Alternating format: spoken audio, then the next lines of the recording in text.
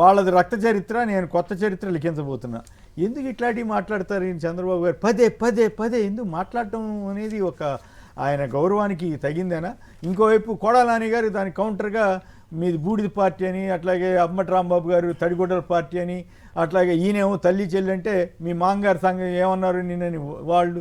So ఎందుకు అని అనిపించుకుంటున్నారు చంద్రబాబు గారు? నిజంగా రక్త చరిత్ర అవుతుంది, మత విద్వేషాలు రెచ్చగొడుతున్నది ఎవరు? ఈయన డమ్మీ సీఎం అని అనిపించుకోవటం వల్ల ఉపయోగం ఏంటి? నిజంగా డమ్మీ సీఎం అయ్యారు, పోనీ నిజంగా ఆ పరిస్థితి వస్తే లోకేష్ గారికి సీఎం పదవి ఇచ్చేస్తే పోతుంది కదా, దాంట్లో ఏమి ఇబ్బంది వచ్చింది? ఆ పని ఏదో చేసేస్తే గౌరవంగానే ఉంటుంది కదా. ఏమిటి ఈ డమ్మీ సీఎం అని కొడాల నాని గారు అంటాం, వీళ్ళదేమో గొడ్ల పార్టీ అని అంటాం, ఈ ఓవరాల్గా మత విద్వేషాలు అని అంటాం.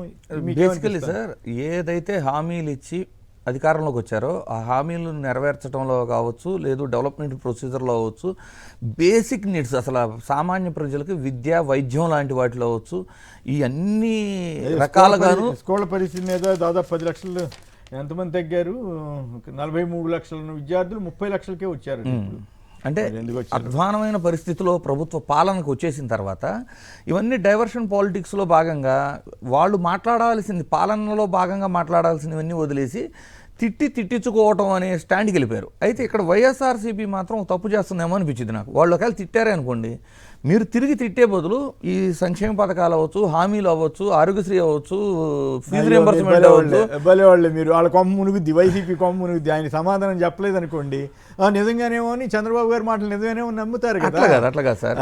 ఒకవేళ విమర్శించినా కూడా వ్యతిరేకంగా ఇవన్నీ మాట్లాడి కదా విమర్శించాలి. కేవలం అంటే వాళ్ళు గొడ్డల పార్టీ అంటున్నారు కాబట్టి డైరెక్ట్ గా తప్పు చెప్పాడు కదా, మా సంక్షేమ పార్టీ అని అంటారు, మీది బూడిద పార్టీ అని కొడాల నాని గారు. అంటే ప్రజలు అసలు డమ్మీ సీఎం అని డైరెక్ట్ గా అనగలుగుతున్నారంటే ఆ పరిస్థితి ఎందుకు వచ్చింది మరి? డమ్మీ సీఎం అంటే అది కళ్ళ ముందు కనబడిపోతుంది కదా సార్. ఈ రోజున ఏం జరుగుతుంది? వంట వార్పు లాంటి ప్రోగ్రామ్స్, ఎక్కడికన్నా వెళ్ళి వంట నేర్పటాలు, ఇలాంటి ప్రోగ్రాంలో సీఎం ఉంటున్నారు. యాక్చువల్గా సీఎం చేయాల్సిన ప్రతి each and every activity Lokesh గారి కనుసన్నల్లో నడుస్తున్నాయి అనేది ప్రజలకు క్లియర్గా కనబడుతుంది. సో దానివల్ల ఇప్పుడు కొడాల నాని గారు ఇంకెవరో అన్నది తప్పు అయితే కాదంటాను. ఒకప్పుడు మీరు కానీ నోటీస్ చేస్తే రామారావు గారిని డమ్మీ సీఎం చేశారు, ఇప్పుడు కొడుకు చేతిలో ఆయన డమ్మీ అయిపోయారు. రామారావు గారిని చంద్రబాబు గారు చేశారు, చేయలేదంటారా? చేయబట్టే కదా చేసిన మాట నిజం. నాకు బాగా గుర్తు, కర్షక పరిషత్ అనేది పెట్టించి మొత్తం అన్ని డిపార్ట్మెంట్, వ్యవసాయ రంగానికి సంబంధించినటువంటి వివిధ రంగాల డిపార్ట్మెంట్లే ఆయన కంట్రోల్లోకి తీసుకున్నాడు. అది వాస్తవం. ఎన్టీ రామారావు గారిని డమ్మీగా చేసినా చేయకపోయినా అంత ఆ స్థాయిలో కాకపోయినా మొత్తం మీద కంట్రోల్ అయితే ఈయన ఎక్కువగా ఉండేది కదా. చేసిన మాట వాస్తవం. మీరు డమ్మీ అనండి, ఇంకోటానండి. ఇప్పుడు అదే జరుగుతుంది. ఇప్పుడు ఈయన ఆ పరిస్థితిలోకి వెళ్ళాడంటారు. వెళ్ళారు సార్, చాలా క్లియర్ కనపడుతుంది కదా. ఇప్పుడు సీఎం హోదాలో జస్ట్ చేయాల్సిన పనులన్నీ లోకేష్ గారు చేస్తున్నారు. ఈయనేమో ప్రచార ఆర్భాటం లాగా అక్కడ ఇక్కడ మీటింగ్లు పెట్టడం, లేదంటే ప్రజలను వెళ్ళి చేపలు కొనటాలు, వంట వండటాలు, ఈ ప్రోగ్రామ్స్ లో బిజీగా ఉన్నారు. ప్రమోషన్ ఎందుకు లోకేష్ గారిని సీఎం చేసేస్తే గౌరవంగా ఉంటుంది కదా. యాక్చువల్గా అయితే సార్ రైట్ డెసిషన్ అంటే పొలిటికల్ స్ట్రాటజిస్ట్గా నన్ను అడిగితే చేసుకోవాలనుకుంటే ఇప్పుడే చేయాలి. చేస్తే అంటే అతని పరిపాలన చూసి నచ్చితే మళ్ళీ ఓటేస్తారు, లేదు అంటే దాన్ని బట్టి వేరే. కాకపోతే ఇప్పుడు చేయకపోతే ఏమైందంటే ఈ పవన్ కళ్యాణ్ అండ్ లోకేష్ మధ్య గ్యాప్ పెరిగేదే కానీ తగ్గేది ఉండదు ఇప్పుడు చేయకపోతే. ఇప్పుడైతే ఒప్పుకుంటాడు పవన్ కళ్యాణ్ గారు, ఒప్పేసుకున్నట్లే. ఆయన ఎలా ఒప్పుకుంటాడు సార్? అందులో అసలు 15 ఏళ్ళు కలిసి ఉంటా అంటున్నారు కాబట్టి అసలు ఆయనతో ప్రాబ్లం లేదు. వెనకాడుతున్నారు అంటే ప్రైమ్ మినిస్టర్ కూడా ఒప్పేసుకున్నారు. ఎవరికైనా ఇన్నేళ్లు అధికారం అనుభవించిన తర్వాత సొంత కొడుకు ఇవ్వాలన్నా కూడా ఆ సీటు అంతేనా? కొంత తపన ఉంటుంది, ఉంటుంది అధికారం ఆ పవర్ అలాంటి. కానీ ఒత్తిడి కూడా ఉందంటారు కదా ఆయన మీద, లోకేష్ గారికి సీఎం పదవి అప్పచెప్పాలని. ప్రజలకు ఏదైతే చెబుతున్నారో కొడుకు కూడా అదే చెబుతున్నారేమో, రేపు రేపు రేపు అనే విధంగా. కానీ ఇది చాలా ఇప్పుడు ప్రచారం మొదలైంది అనుకోండి, ఈ డమ్మీ అనే పదం అది ఆయనకి అప్రతిష్ట కదా. ఇంతకాలం పవర్ఫుల్గా ఉన్నాను అనుకుంటాడు కదా ఆయన. అంటే కదా ఆయన ఆలోచించుకోవాలి సార్, ఆలోచించుకోవాలి. రైట్. శివశంకర్ గారు చెప్పండి, ఒకవైపు ఏమో కొడాల నాని గారి ఈ వ్యాఖ్యలు, రెండో వైపు ఏమో మత విద్వేషాలు సహించం, రక్త చరిత్ర అని చంద్రబాబు గారి వ్యాఖ్యలు, ఈ రెండింటిని మీరు ఎట్లా విశ్లేషిస్తారు? రక్త చరిత్ర అనేటువంటిది ఎవరి హయాంలో ఉంది? ఎప్పుడైతే మీరు కూడా చూస్తుంటారు జర్నలిస్ట్ గా, ఎవరు ముఖ్యమంత్రిగా ఉన్న హయాంలో రాయలసీమలో ఫ్యాక్షన్లు ఎన్ని జరిగాయి, రాజశేఖర రెడ్డి గారు ముఖ్యమంత్రి అయిన తర్వాత ఏదైతే నీటిపారుదల అన్ని కూడా ఫోకస్ పెట్టించేసి మాకు సంబంధించినటువంటి గాలేరు నగర్ దగ్గర నుంచి ప్రతి ఒక్క ప్రాజెక్టులు వచ్చిన తర్వాత అప్పుడు ఫ్యాక్షనిజం అనేటువంటిది తగ్గింది. ప్రజల్లో ఇప్పుడు ప్రశాంతతగా ఉన్నారు. దాని వాతావరణాన్ని ఈయన మళ్ళీ పొల్యూట్ చేస్తున్నా ఉంటుంది. నిన్న మాటలు ఒకసారి గమనించండి సార్, ఎక్కడ మతగాలను సృష్టించారు, ఎవరు కులాలు ప్రోత్సహిస్తున్నారు, ఎవరు రాజకీయాలు చేస్తున్నారు? ఆయన ముఖ్యమంత్రిగా వచ్చారు, ముఖ్యమంత్రిగా మాట్లాడండి, అభివృద్ధి మాట్లాడండి, లేదా మీ పార్టీ వేదికలు ఏదన్నట్టు దాని గురించి మాట్లాడండి. కులాల గురించి ఎప్పుడైనా జగన్మోహన్ రెడ్డి గారు కానీ వైఎస్ఆర్ కాంగ్రెస్ పార్టీ కానీ ఆ ప్రస్తావన తెచ్చిందా? కూటమి నాయకులే పదే పదే మతము కులము మతము కులమని ప్రతి ఒక్క దేవుడిని శ్రీ వెంకటేశ్వర స్వామి వారిని లడ్డును కూడా తీసుకొని వచ్చేసి మతాలను ఎవరు సార్ అంటగట్టింది? ఆ మతాలు అంటగొట్టి రెచ్చగొట్టిచ్చేసి ఏదో విధంగా వైఎస్ఆర్ కాంగ్రెస్ పార్టీని కార్నర్ చేయాలి, లేదా ఒక కులానికో ఒక మతానికో పరిమితం చేయాలి, కొన్ని మతాలను ద్వేషించాలి అనేటువంటి ఒక ఆలోచనతో విద్వేషాలు రెచ్చగొట్టే విధంగా ప్రసంగాలు చేస్తున్నటువంటిది ఎవరు? ఇది రాష్ట్ర ప్రజలందరికీ తెలిసే ఆయనకు స్పందన లేకనే కొత్త కొత్త ఉపయోగాలతో కొత్త కొత్త ప్రయోగాలతో వస్తా ఉన్నారు. ఇక డివిఎస్ సార్ ఏదైనా డైవర్షన్ చేయడానికి ఈరోజు సాయి కుమార్ లాకప్ డెత్ క్రాంతి కుమార్ది అట్టడికి పోతా ఉంది. మొత్తం అంతా కూడాను దాన్ని డైవర్ట్ చేయడానికి ఏదో విధంగా ఈ రావణ్ని తీసుకొని వచ్చారు. రావణ్కి వైఎస్ఆర్ కాంగ్రెస్ పార్టీకి ఏంటి సార్ సంబంధం? ఈ రోజు యూట్యూబ్ లో కానీ గూగుల్లో కానీ కొడితే ఆ రావణ్ అనే వ్యక్తి జగన్మోహన్ రెడ్డి గారిని వైఎస్ఆర్ కాంగ్రెస్ పార్టీని ఎలా తిట్టాడు, ఎలా ట్రోల్ చేశారు, ఎలా చేశారంటది. వైఎస్ఆర్సీపీకి అల్జీమర్సా, జగన్మోహన్ రెడ్డికి అల్జీమర్సా? ఏంటి జగన్ నిద్రపోతున్నావు, మోదీ కాల్స్ ఫోన్ చేయాలంటే కాన్ఫరెన్స్ ఎందుకు జాయిన్ కాలేదు, భయపడ్డావా? ఇటువంటి అనేకమైన తంబునేల్స్ ఇంకా ఈ యూట్యూబ్ లో ఉన్నాయి. ఎవరు కొట్టే సెర్చ్ చేస్తే వస్తాయి. ఒక ఇంటర్వ్యూలో అంటారు సార్, ఒక ఇంటర్వ్యూ అది కూడా ఇంకా డిలీట్ చేయలేదు, చూడలేదు అనుకుంటారు. ఇదే రావణ్ అనేటువంటి ఒక జర్నలిస్ట్ అడిగితే, ఏమయ్యా చంద్రబాబు నాయుడు గారు నారా లోకేష్ ఇన్ని చేస్తా ఉంటే కనుక వాళ్ళు ఎందుకు విమర్శించావంటే, బ్రదర్ నా టార్గెట్ పవన్ కళ్యాణ్ ఒకరే అంటారు. ఆయన అనేటువంటి మాటలు వైఎస్ఆర్ కాంగ్రెస్ పార్టీ మీద ఇన్ని చేశాక కూడాను వీళ్ళు వచ్చి చంద్రబాబు నాయుడు గారు ఆడు రావనేటువంటి వైఎస్ఆర్ కాంగ్రెస్ పార్టీకి అంటగడతారు. మాధవ్ అనేటువంటి ఆయన వచ్చేసి కనీసం ఆయన కూడా వెనకబడ్డారేమో రేసులో, ఏమైనా నెక్స్ట్ ఎమ్మెల్సీ వస్తారో లేకపోతే కనుక చంద్రబాబు గారి ప్రాపకం కోసమో తెలియదు కానీ ఆయన కూడా రావణ్ అనేటువంటిది పెంచి పోషిస్తారంటారు. ఎవరు సార్ రావణ్కి మాకు పార్టీకి ఏం సంబంధం? ఒకే ఒకటి చెప్తున్నాము, సాయి కుమార్ కావచ్చు, రావణ్ కావచ్చు, కేవీ రెడ్డి కావచ్చు, కేవీ రెడ్డి భార్య కావచ్చు, ఇంక్లూడింగ్ కొమ్మిరెడ్డి శ్రీనివాస్ గారు కావచ్చు, పోసాని గారు కావచ్చు, ఎవరినైనా కూడాను ప్రజాస్వామ్యంలో రాజ్యాంగం కల్పించినటువంటి దీన్ని ఆ యొక్క హక్కులను హరించినా, మానవ హక్కులు హరించినా వైఎస్ఆర్ కాంగ్రెస్ పార్టీ ముందుంటది. నిజంగా మీకు ఏదన్నా క్రైమ్ చేశారనేట్టు మీరు భావిస్తే చట్టాల ప్రకారము కేసులు పెట్టండి, విచారణ చేయండి. అంతేగాని అదే కేసులు పెట్టి బయటకు వస్తే ఇంకో కేసు పీటీ వారెంట్లని రాష్ట్రం అంతా పోసాను కానీ ఏ విధంగా చెప్పారో అంతేందుకు సార్ లైవ్ మిమ్మల్ని ఎంత ఇబ్బంది పెట్టారో. తర్వాత ఈ రావణ్ అనే వ్యక్తి కూడాను ఆయన శిక్షలు ఇచ్చినా ఇంకోటి ఇచ్చినా కూడా వైఎస్ఆర్ కాంగ్రెస్ పార్టీ చట్ట ప్రకారం వెళ్తే గనక మాకేం అభ్యంతరం లేదు. కానీ ప్రశ్నించే గొంతులు తొక్కాలనేసి అతన్ని ఆసరాగా తీసుకొని యుఏపిఏ చట్టం పెట్టి రాజద్రోహం దేశద్రోహం కేసులు పెట్టించేసి ఈ రాష్ట్రంలో రాజ్యాంగం కల్పించినటువంటి హక్కులను అణిచివేస్తామంటే మాత్రం వైఎస్ఆర్ కాంగ్రెస్ పార్టీ ముందుకు వస్తుంది. ఈరోజు సాయి కుమార్ లాకప్ డెత్ ఆ బూడిద చేసిన వైనాన్ని కూడాను జగన్మోహన్ రెడ్డి గారు బయటకు వచ్చిన తర్వాత అక్కడ విజిట్ చేసిన తర్వాత ఈ మానవ సమాజానికి కానీ ఈ రాష్ట్రానికి కానీ దేశానికి కానీ ఎక్స్పోజ్ అయింది. అంతవరకు కనీసం అంటే ఎలా చేశారు సార్? లోపలనే చేశారు. క్రాంతి కుమార్ ఒక దళిత వ్యక్తిని ఏ విధంగా చేశారు?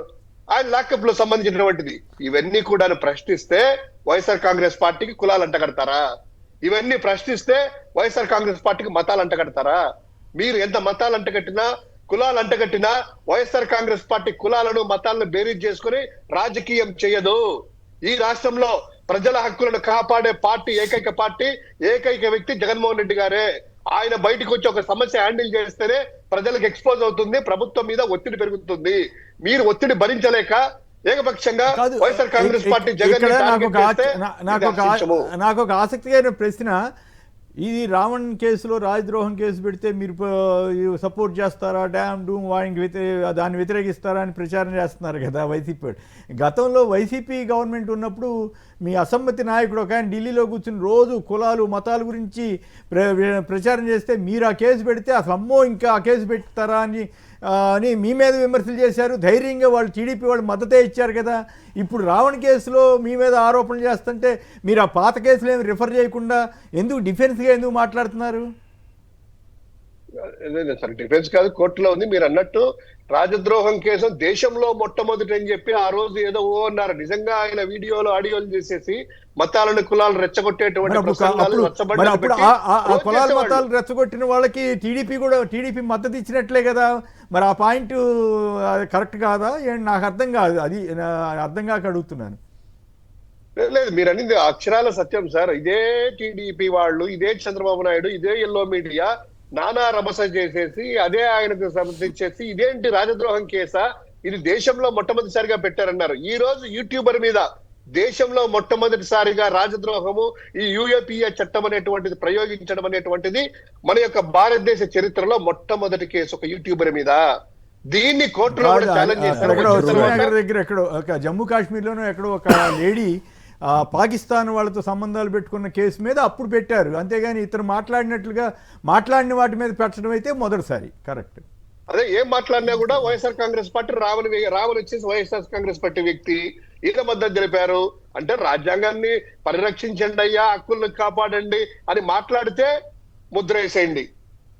అంటే మీడియా బలంతో గొంతు వాళ్ళు ఏం చేసినా రైటు, మీరేం చేసినా తప్పు అనే పరిస్థితి తీసుకొస్తున్నారు. అది మీరు కూడా మీరు ఇందాక ఇంద్రనీల్ గారు అన్నట్లు కొంత డిఫెన్స్లో ఏమైనా పడుతున్నారా అనే డౌట్ సహజంగానే వస్తుంది కదా. 2 పాయింట్లు మీరు అప్పుడు చేసింది ఏంటి, ఇప్పుడు జరుగుతుంది ఏంటి, మేము ఎక్కడ మత్తు ఇచ్చామని చెప్పడం తప్పు కాదు, కానీ ఆ రోజుల్లో వాళ్ళు ఏం చేశారనేది కూడా మీకు గుర్తుండాలి కదా అనేది నా పాయింట్. అవునా కాదా ఇంద్రనీల్ గారు? ఇప్పుడు రావణ విషయం తీసుకుందాం ఎగ్జాంపుల్కి. ఫస్ట్ రావణ విషయం తీసుకుంటే సమర్థించు, అతను అభ్యంతరకర వ్యాఖ్యలు చేస్తే నాకు అసలు అది మీరని కాదు ఎవరైనా నేనేమంటున్నానంటే, రావణ్ వైఎస్ఆర్సీపీ అధికారంలో ఉన్నప్పుడు వైఎస్ఆర్సీపీని విమర్శించిన వ్యక్తి, అలాగే ప్రెసిడెంట్ అయితే 24/7 పవన్ కళ్యాణ్ ని విమర్శిస్తున్న వ్యక్తి. అతను ఎప్పుడూ కూడా టీడీపీని కానీ చంద్రబాబుని, లోకేష్ని, బాలకృష్ణ కానీ ఎవరిని విమర్శించిన వ్యక్తి కాదు. ఇంకా వాళ్ళ పరిపాలన బేషుగా ఉంది అనే విధంగా వీడియోలు చేసిన వ్యక్తి అతను. అది కూడా చేశారు. అలాంటి వ్యక్తిని ఇప్పుడు వైఎస్ఆర్సీపీకి అంటగట్టేస్తున్నారు. ఇందులో ఒక చిన్న మిస్టేక్స్ కూడా ఏంటంటే సార్, ఇప్పుడు వైఎస్ఆర్సీపీ ఉంది, రావణ్కి కావాలంటే న్యాయ సహాయం అందిస్తామని ప్రకటించారు, అందులో తప్పు లేదు. నేనేమంటానంటే, ఎవరికైనా ఒకరికి అన్యాయం జరుగుతుంది అంటే ఆబ్వియస్లీ ప్రతిపక్షంగా సపోర్ట్ చేయాలి. కానీ ఇక్కడ ఏంటి అంటే, వాళ్ళ కుటుంబం ఎవరన్నా వచ్చి బాబు మాకు కొంచెం సపోర్టివ్ అడిగితే చేస్తే బాగుండిద్దేమో అనేది నా ఒపీనియన్.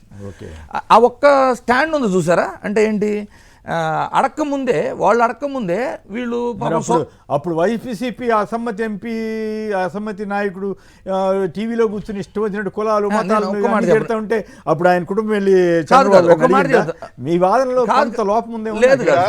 పూర్తిగా వినంటే నేనేమంటానంటే, ఒక నిమిషం నేనేమంటాను అంటే, జనరల్గా జగన్ గారి మనస్తత్వం కానీ వైఎస్ఆర్సీపీ పార్టీ స్టాండ్ ఏంటంటే, పార్టీలకు అతీతంగా న్యాయం చేయటం, అది సంక్షేమమైన ఏదైనా. సో ఇప్పుడు కూడా అదే స్టాండ్లో ఆ ఉద్దేశంతోనే వీళ్ళు తీసుకున్నారు. ఏది రావణ విషయంలో కూడా అతనికి ఇబ్బంది కాదు, మీరు గమనించలేదు. మొదట జయశ్రావణ్ గారు వాళ్ళు మీరు అపోజిషన్ ఉండి ఇట్లాంటి ఘోరాలు జరుగుతుంటే మాట్లాడడానికి కూడా వాళ్ళు ఆయన విమర్శించారు, మీరు ఆ సంగతి మర్చిపోతున్నారు. ఆ తర్వాత ఓవరాల్ గా ఉపాపి కేసు పెట్టిన తర్వాత ఇది తప్పు అని జయశ్రావణ్ గారు నిన్న మొన్న 2 days బ్యాక్ కూడా మరలా వైసీపీని విమర్శించారు. సో వాళ్ళందరినీ ఏదో వైసీపీ అనుకుండి ఏదేమైనా ఒకటి మాత్రం వాస్తవం, ఇంద్రనీల్ గారికైనా ఎవరికైనా చెప్పేది, రావణ్ అనేటువంటి వ్యక్తిని వైఎస్ఆర్ కాంగ్రెస్ పార్టీ ఎప్పుడు కూడాను ఓన్ చేసుకోలేదు, మద్దతు ఇవ్వలేదు. ఆయన మీద పెట్టినటువంటి యుఏపిఏ చట్టం అనేది ఉంది కదా, ఇది ఆ యొక్క చట్టం వచ్చేసేసి ఇది ఈ రోజు పెట్టడం వల్ల మిగతా సమాజాన్ని భయపెడుతున్నారు, ఇది అప్లికబుల్ కాదు కదా, మీకంత కక్ష ఎందుకు, ఇటువంటి వాడకూడదు అనేటువంటిది మాత్రమే వైఎస్ఆర్ కాంగ్రెస్ పార్టీ పదే చెప్తా ఉంది. చట్టాలను గత ప్రభుత్వం రాజద్రోహం కేసు పెడితే ఇంకే ఉందని గగ్గోలు పెట్టిన చంద్రబాబు గారు ఇప్పుడు అదే ప్రభుత్వం, ఆయన ప్రభుత్వం ఎట్లా పెడుతుంది అనే ప్రశ్నకు కూడా సమాధానం దొరకట్లేదు. అది నాకు అర్థం కాని విషయం. గత ప్రభుత్వంలో రాజద్రోహం కేసు పెట్టారన్న దాన్ని అప్పుడు టీడీపీ ఎట్లా బిహేవ్ చేసింది అన్నది మీరెందుకు పెద్దగా ప్రస్తావించట్లేదో నాకు అర్థం కాలేదు. ఒకవేళ అక్కడ ఏమైనా లోపం జరిగిందా లేదా ఇప్పుడు మర్చిపోయారా, ఒకవేళ నాది పొరపాటు నాకు తెలియదు. ఓవరాల్ గా చూసినప్పుడు చంద్రబాబు గారు చెప్పే మాటలకి జరిగే అంతకుముందు ఆయన చేసిన విషయాలకి ఇవన్నీ కూడా పోల్చి చెప్తే ఆశ్చర్యం వేస్తా ఉంటుంది.